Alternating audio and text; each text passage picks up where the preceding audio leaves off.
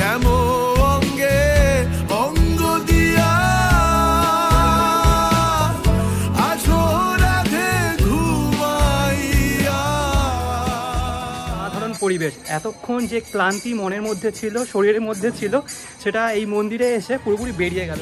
কলঙ্কের ভয় কি তোমার নাই গো জয় রাধে। আর সব থেকে বড় কথা, মন্দিরের ভিতরে যে কালার কম্বিনেশনটা, সেটা জাস্ট অপরূপ সুন্দর। এই মন্দিরে কিন্তু ভক্তদের জন্য ভোগ প্রসাদের ব্যবস্থাও আছে।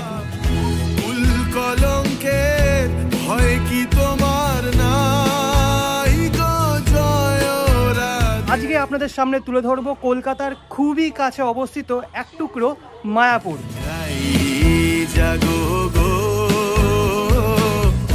জাগো শ্যামের মনমোহিনী বিনোদিনী। সুপ্রভাত বন্ধুগণ, নতুন একটা দিন, নতুন একটা মন্দিরের সন্ধান নিয়ে আবার হাজির আপনাদের এই নীল। আজকে আপনাদের সামনে তুলে ধরবো কলকাতার খুবই কাছে অবস্থিত এক টুকরো মায়াপুর। একদম ঠিক শুনেছেন, আজকে আমি রাধাকৃষ্ণের এমন একটা সুন্দর মন্দির তুলে ধরবো, যে মন্দিরের গঠনশৈলী আর কালার কম্বিনেশন দেখলে আপনার প্রথমেই বলবেন যে এ যেন এক মায়াপুরের ইস্কন মন্দির। হ্যাঁ, ঠিকই, মায়াপুরে ইস্কন মন্দিরের মতো অতটা বড় নয়, কিন্তু একেবারে ছোটও কিন্তু নয়। মন্দিরের ছবিটা আমি দেখেছি আর মন্দিরটা দেখে আমি জাস্ট মুগ্ধ হয়ে গেছি। আর আমি বিশ্বাস রাখছি যে মন্দিরটা যদি আপনারা দেখেন তাহলে আপনারাও মুগ্ধ হবেন। এই মন্দিরটা কোথায় আছে, আপনারা যেতে চাইলে কিভাবে যাবেন, সব কিছু ডিটেলসে শেয়ার করেছি এই ভিডিওতে আপনাদের সঙ্গে। আপনাদের যেটা করতে হবে, স্কিপ না করে লাস্ট অবধি দেখবেন এবং ভালো লাগলে অবশ্যই লাইক, কমেন্ট, শেয়ার আর সাবস্ক্রাইব করে আমাকে আশীর্বাদ অবশ্যই করতে হবে। চলুন সময় বেশি নষ্ট না করে রওনা দেওয়া যাক কলকাতার কাছে এক টুকরো মায়াপুরে।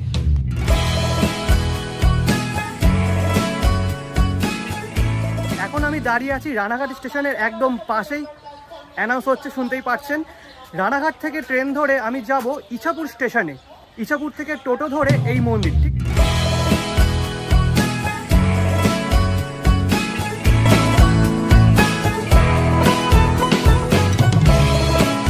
আচ্ছা, তো ফাইনালি আমি পৌঁছে গেছি ইছাপুর স্টেশনে। ট্রেনে বিভৎস ভিড় ছিল, চুলের অবস্থা দেখে বুঝতে পারছেন। স্টেশন থেকে বেরিয়ে দেখি কি পাই, টোটো নাকি অটো, যা পাবো না কেন আপনাদের স্টেপ বাই স্টেপ সব কিছু বলে দেবো। ইছাপুর স্টেশনের এখন আমি দাঁড়িয়ে আছি 1 নম্বর প্ল্যাটফর্মে। 1 নম্বর প্ল্যাটফর্মে নেবে আপনাদের রানাঘাটের দিকে হাঁটতে হবে, তারপর বাঁ দিক দিয়ে বের হতে হবে, সেখানে আপনি টোটো বা অটো পেয়ে যাবেন। তো আমি এই সাইড দিয়ে আসলাম, একটা ব্রিজ ক্রস করে সিঁড়ি নেবে এই বাঁ দিকে যেতে হবে আবার, ঠিক আছে, এবং ঘুর পথে বাঁ দিকে যেতে হবে। ফাইনালি পৌঁছে গেছি আজকের গন্তব্যস্থল, অর্থাৎ কলকাতার খুবই কাছে অবস্থিত এক টুকরো মায়াপুর। অবস্থা একদম খারাপ, কারণ একেই টাকফাটা রোদ্দুর, তারপরে অনেকটা হাঁটতেও হয়েছে। যখন আমি ওই অটো দাদাকে জিজ্ঞাসা করলাম, দাদা পূর্বাশা রাধাকৃষ্ণ মন্দিরে যাবে কি না, অটো দাদা আমাকে একা দেখে বললো একা যাব না, যদি যাই তাহলে 80 টাকা। তারপর একজন টোটোওয়ালাকে জিজ্ঞাসা করলাম, টোটো দাদা বললো 50 টাকা। তো কিছুটা হেঁটে তারপরে টোটো ধরলাম, তাও মন্দির থেকে 5 মিনিট দূরে আমাকে নামিয়ে দিল। তো যেহেতু একা আমি ট্রাভেল করি সব জায়গায়, তাই এই প্রবলেমটা সব জায়গায় ফেস করতে হয়, মানে সব জায়গায় না, কিছু কিছু জায়গায় ফেস করতে হয়। তো ফিকার নট, আপনারা যদি 2-3 জন মিলে আসেন তাহলে কোনো অসুবিধা হবে না। তো এই যে মাঠটা দেখছেন, এটা হলো পূর্বাশা খেলার মাঠ, আর এই মাঠের একদম সামনেই রয়েছে এই মন্দিরটা। অসাধারণ লাগছে। এই যে চূড়াটা দেখতে পাচ্ছেন, এই চূড়াটা কিন্তু অনেকটা মায়াপুর ইস্কন মন্দিরের মতো দেখতে লাগছে।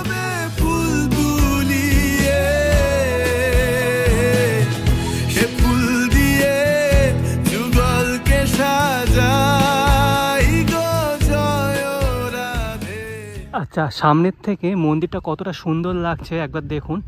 মন্দিরের একটা বিশাল বড় রত্ন রয়েছে, আর তার সামনে রয়েছে অনেকগুলি এরকম ছোট ছোট রত্ন। মন্দিরটা হলো সাদা, নীল আর সোনালি বর্ণের, দারুণ লাগছে। মন্দিরের যে মূল রত্ন, তাছাড়া বাকি যেসব রত্নগুলি রয়েছে তার উপরে কিন্তু এই কলসগুলো রয়েছে, তার উপরে রয়েছে সুদর্শন চক্রের মতো এই অংশ বিশেষ।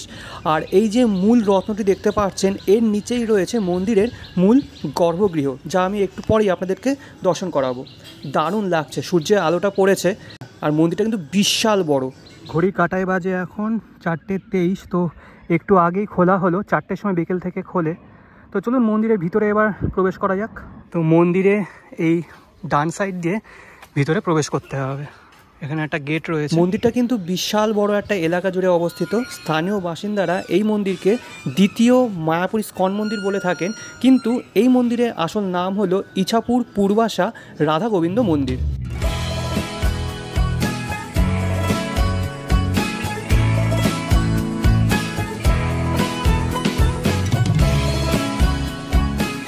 আচ্ছা, এটি হলো মন্দিরে প্রবেশ করার মুখ্য দ্বার।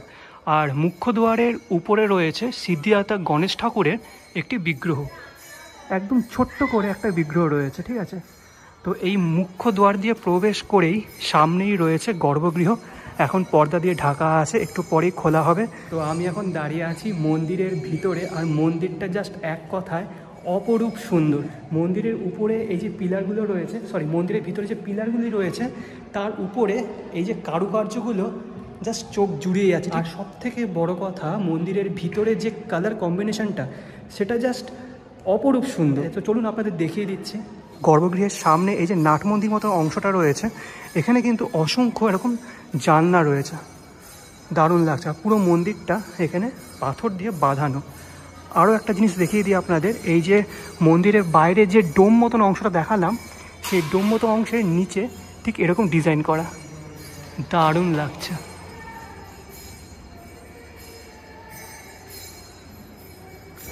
আর সমস্ত মন্দির চত্বরে কিন্তু অসংখ্য লাইট দেওয়া হয়েছে, আর ভক্তদের যাতে কোনো অসুবিধে না হয় সেরকম ফ্যানের ব্যবস্থাও আছে। আরেকটা জিনিস আমাদের দেখিয়ে দিই, এই যে মুখ্য দ্বারের যে দরজাটা সেটি কিন্তু বিশাল বড়, আর পুরোটাই কিন্তু কাঠের তৈরি, আর মাঝখানে এরকম নকশা করা রয়েছে, এরকম একটা হাতল রয়েছে। আমরা তোমার সেবার দাসী,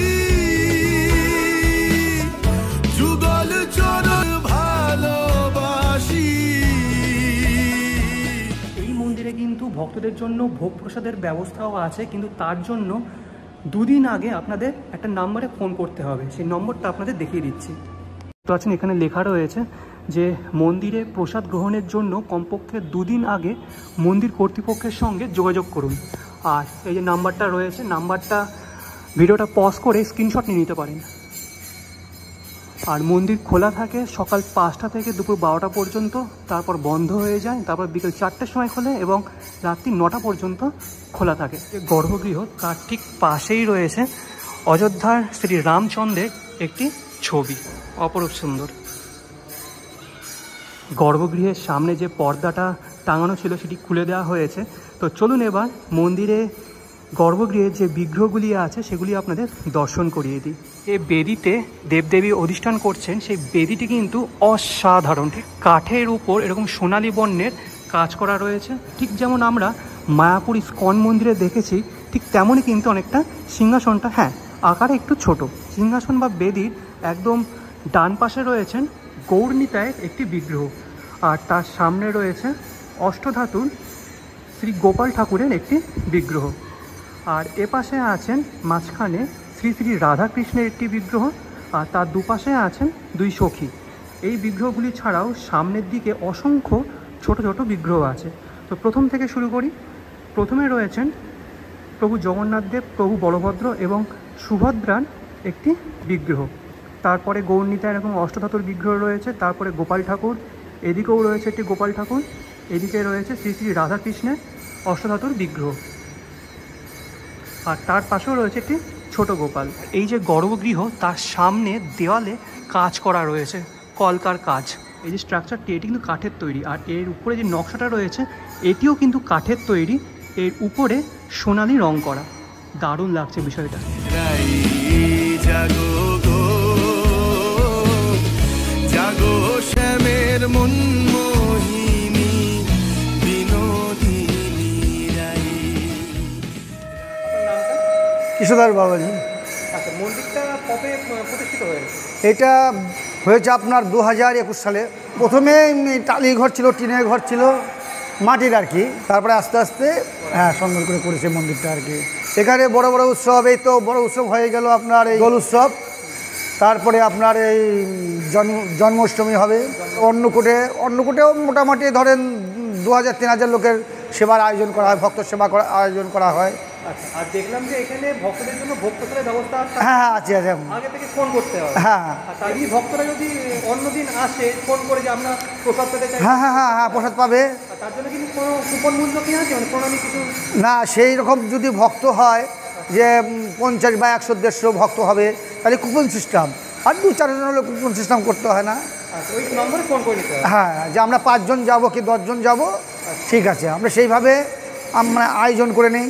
এ তো ধরেন এটা ব্যক্তিগত মন্দির, তো এটা অনেকেই ধরে নিয়েছে এটা ইস্কনের মায়াপুরের মন্দির, অনেকেই বলে। আচ্ছা, এই হলো মূল মন্দির, আর মূল মন্দিরের চারিপাশে এরকম প্যাসেজ আছে, আর দেখতে পাচ্ছেন মন্দিরের পাশে অসংখ্য এরকম গাছও রয়েছে, ঠিক আছে, পাতাবাহারি গাছ মন্দিরের সৌন্দর্য বাড়ানোর জন্য। আর এই যে দেখতে পাচ্ছেন মন্দিরের রত্নগুলি বিশাল বড় কিন্তু, ঠিক আছে। আর উপর দিকে তাকালে যখনই আমি এই ডোমগুলো দেখছি তখনই আমার মায়াপুরের ইস্কন মন্দিরের কথা মনে আসছে। আর এখানে হরিনাম সংকীর্তন হচ্ছে। মন্দিরের ঠিক পিছনে একটি প্যাসেজ আছে যেখানে ভোগ প্রস্তুত করার জন্য নানান বাসনপত্র রাখা রয়েছে। আর এই যে ঘরটি দেখতে পাচ্ছেন এটি হলো ভোগ প্রস্তুত করার ঘর। প্রস্তুত করার ঘরের ঠিক সামনে বাঁদিকে একটি দরজা রয়েছে, এই দরজা দিয়ে বেরোলেই আপনি দেখতে পারবেন মন্দিরে নিজস্ব একটি বাগান। আর মন্দির থেকে বেরিয়ে বাঁদিকে রয়েছে জলের ফিল্টার, এখান থেকে কিন্তু প্রচুর ভক্তরা জলও নিয়ে যায়। মন্দিরের ঠিক পাশেই রয়েছে মন্দিরেরই একটা বিশাল বড় বাগান, আর খুবই গোছানো গাছানো, ঠিক আছে। আর এই যে অংশটা আপনারা দেখতে পাচ্ছেন, এখানে যখন বড় বড় উৎসব হয় তখন কিন্তু এখানে ভোগ প্রস্তুত করা হয়। আমার পিছনে ইটের তৈরি উনুন তৈরি করা হয়েছে, আর এপাশে অসংখ্য জ্বালানি মজুত করা। শুধু তাই নয়, মন্দিরের ঠিক পিছন দিকেও জমি দেখতে পারবেন যেটি মন্দিরেরই অংশ। এই দেখতে পাচ্ছেন এটা মন্দিরের পিছনের দিকটা, এখানে শৌচালয়ের ব্যবস্থা আছে। সামনে এই যে অংশটা দেখতে পাচ্ছেন এটি কিন্তু জাস্ট অসাধারণ লাগলো আমার, মানে এটা সেই শান্তিনিকেতনের মতো ফিল আসছে। এই যে ফিল্টারটা,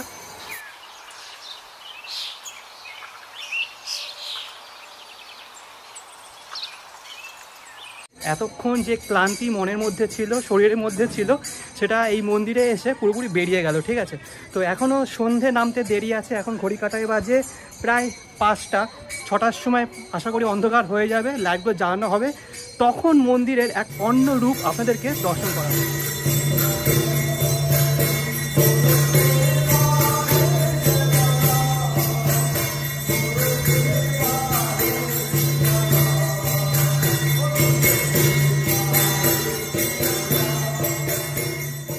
মন্দিরের ভিতরে যে লাইটগুলো সেগুলো জ্বালানো হয়েছে, আর দেখুন এবার মন্দিরটা জাস্ট অসাধারণ লাগছে।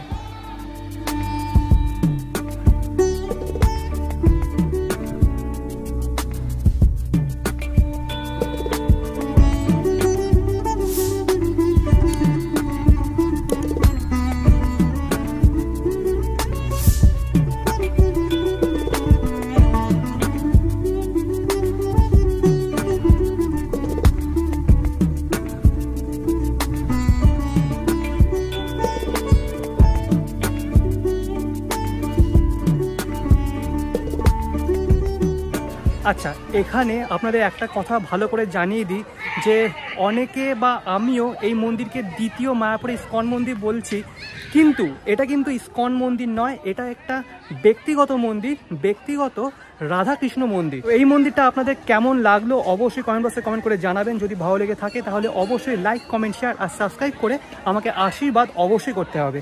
নেক্সট ভিডিও খুব তাড়াতাড়ি দিয়ে দিচ্ছি। আনটিল দেন ভালো থাকবেন, সুস্থ থাকবেন। আজকের জন্য